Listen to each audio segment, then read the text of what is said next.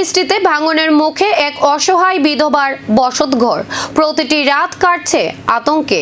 নিরাপদ আশ্রয় ও প্রশাসনের দ্রুত সহায়তার আবেদন জানালেন করবুকের সত্যমালা চাকমা। স্বামীর মৃত্যুর পর দিনমজুরির কাজ করেই কোনো মতে সংসার চালিয়ে আসছেন তিনি, কিন্তু টানা বর্ষণে এখন মাথা গোজার একমাত্র কাঁচা ঘরটিও ভেঙে পড়ার মুখে।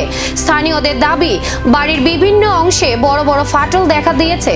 গোমতী নদীর খুব কাছেই বাড়িটি হওয়ায় নদী ভাঙনের আশঙ্কাও ক্রমশ বাড়ছে। সত্যমালা চাকমার দাবি, প্রতিটি রাত ভয় আর অনিশ্চয়তার মধ্যেই কাটছে। ঘর ধসে পড়ার আশঙ্কায় তিনিও তার ছেলে ঠিকমতো ঘুমোতেও পারছেন না।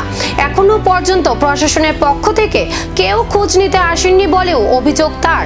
এলাকাবাসীর দাবি, দ্রুত ঘটনাস্থল পরিদর্শন করে পরিবারটিকে নিরাপদ স্থানে সরিয়ে নেওয়া, জরুরি ত্রাণ এবং স্থায়ী পুনর্বাসনের ব্যবস্থা করা হোক।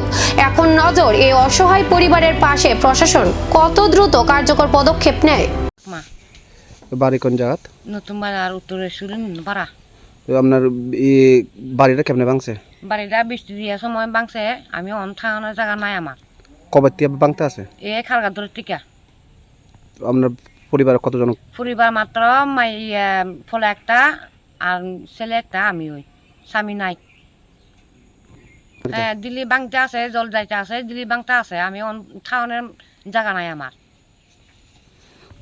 বাড়িতে মানুষেরা আমি জানাইছে আমারে কিছু কোনো ধরনের উপার করছো না আমারে। আমি অন্য বাড়িও পাইছি না। এটা শিবে আমি বাড়ি পাইছি, এখন আমি নতুন বাড়িও পাইছি না। আমার বয়স 50। আমি একটি ঘর শুধু ইট কাঠ নয়, একটি পরিবারের নিরাপত্তা। সেই নিরাপত্তা ফিরিয়ে দিতে প্রশাসনের পদক্ষেপের অপেক্ষায় এখন সকলেই।